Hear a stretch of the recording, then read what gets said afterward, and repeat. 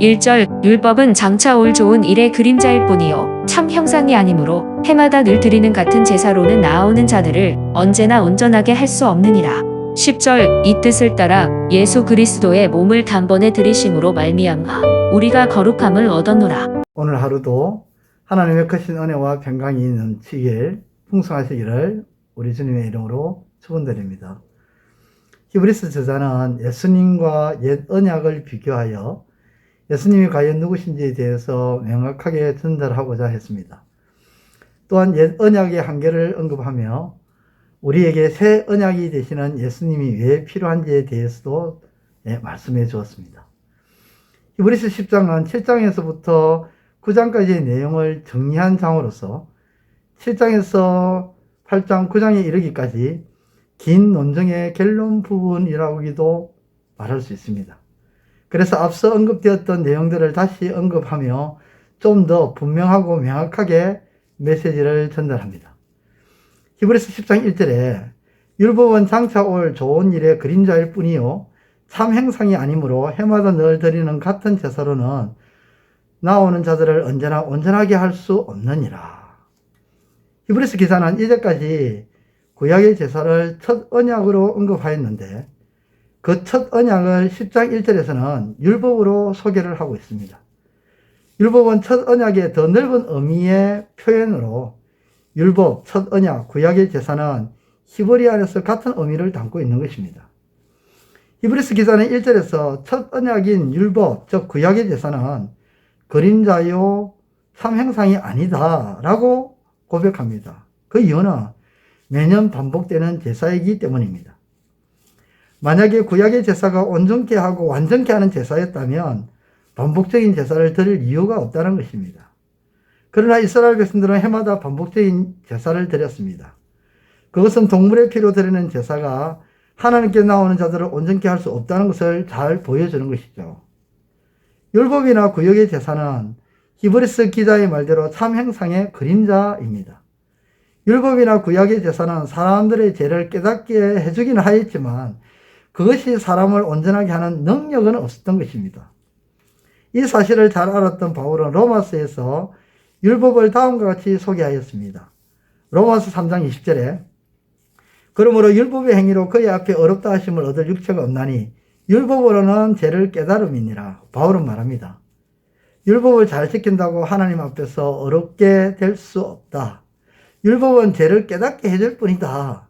그렇습니다. 율법은 무엇이 죄인지를 깨닫게 해주지만 율법 자체가 우리를 깨끗하게 만들어주는 것은 아니었습니다. 그런데 문제는 당시 유대 성도들이 참 형상으로 오신 예수 그리스도를 떠나서 그림자에 불과한 율법에 매여 다시 율법 생활로 돌아가려고 하는데 있다는 것입니다. 하루에 몇 번 기도하고 한 주에 몇 번 금식하고 11조를 얼마를 드리며 율법을 얼마나 준수하는가 행위로는 결코 구원받을 수 없음에도 이러한 것을 구원의 기준으로 삼았다는 겁니다. 이런 것은 구원의 기준이 아니라 믿음의 행위죠. 그러나 이러한 방식으로는 그들 자신을 구원할 수 없다. 이것이 성경의 결론이고 히브리서의 결론입니다. 왜 그렇습니까? 구원의 조건은 제사 자체에 있는 것이 아니라 하나님의 뜻이 있기 때문입니다. 사울은 사무엘을 대신하여 제사를 드렸던 적이 있죠. 그러나 이것은 하나님의 뜻이 아니었습니다.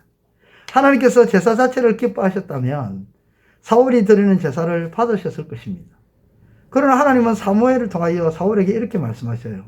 사무엘상 15장 22절에 사무엘이 이르되 여호와께 번제와 다른 제사를 그의 목소리를 청종하는 것을 좋아하신 같이 좋아하시겠나이까?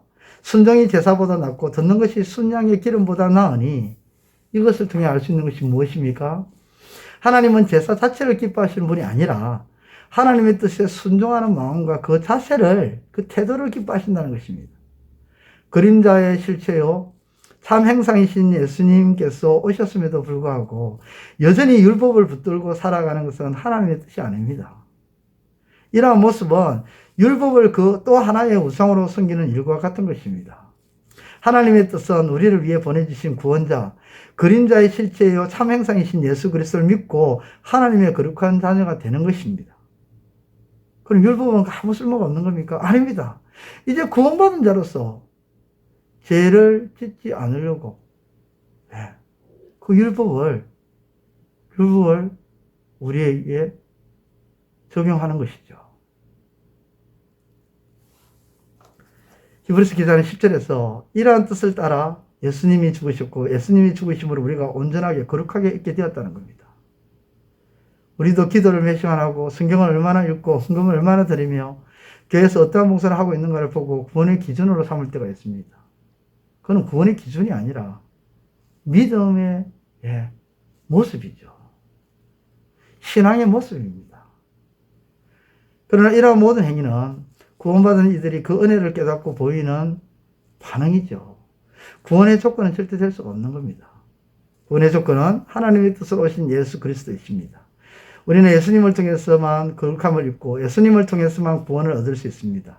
율법은 그림자일 뿐이요 실체와 참 형상은 예수 그리스도고, 종교적 간섭과 규범에 사로잡힌 이 시대의 율법주의자가 되지 않고 예수님의 십자가의 은혜를 알고 예수님의 십자가만 붙들고 나아감으로 이 시대의 진정한 거룩한 성도가 되시기를 우리 주님의 이름으로 축원드립니다. 기도드리겠습니다. 하나님 아버지 감사합니다. 율법은 우리를 깨닫지 못하는 죄를 깨닫게 해주는 그런 기능을 가지고 있습니다. 율법은 결단코 우리를 구원해주는 그런 기능을 가지고 있지 않습니다. 우리를 어렵게 만들어주는 것이 아닙니다. 죄를 깨닫게 해주는 겁니다. 구원의 아버지 조건이 되는 것이 아닙니다.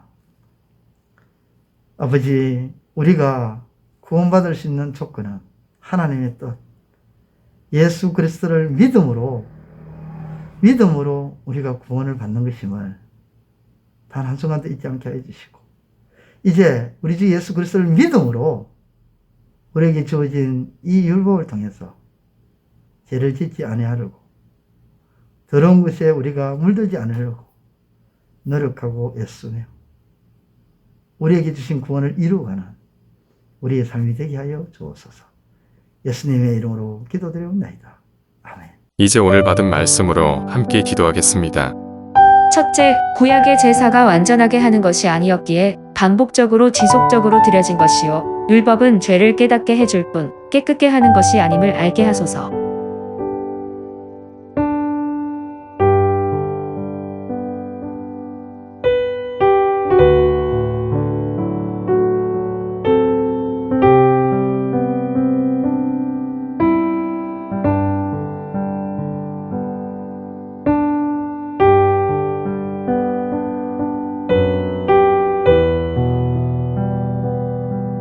둘째, 구약의 제사는 예수 그리스도의 그림자요 형상일 뿐임을 깨닫고 오직 예수 그리스도를 통해 우리가 온전케 된 것임을 알고 감사하며 예수 그리스도 안에서 구원을 이루며 살아가는 삶이 되게 하소서.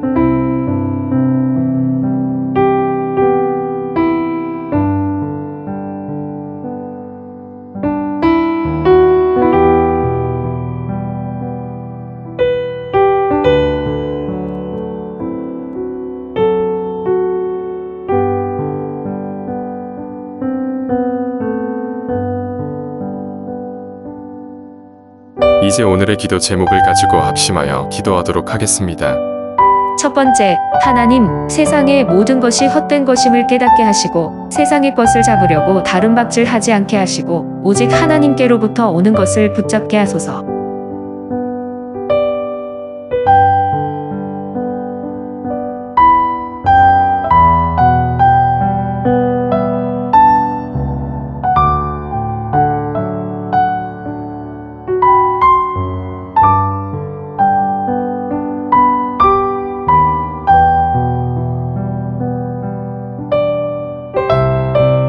두 번째, 하나님, 순종이 제사보다 낫다는 말씀을 기억하며 하나님의 말씀에 순종하게 하시되 내 뜻과 내 의지대로 살아가지 않게 하소서.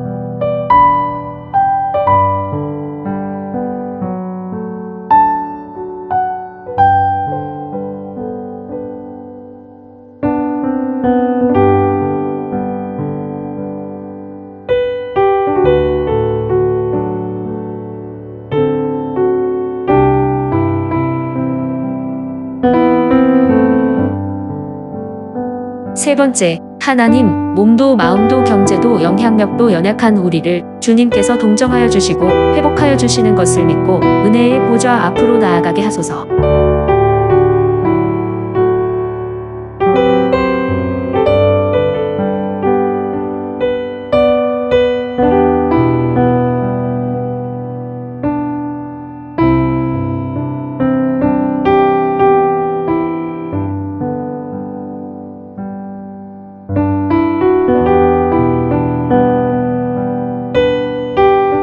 이제 개인의 기도 제목을 가지고 하나님 앞에 기도하시기를 바랍니다.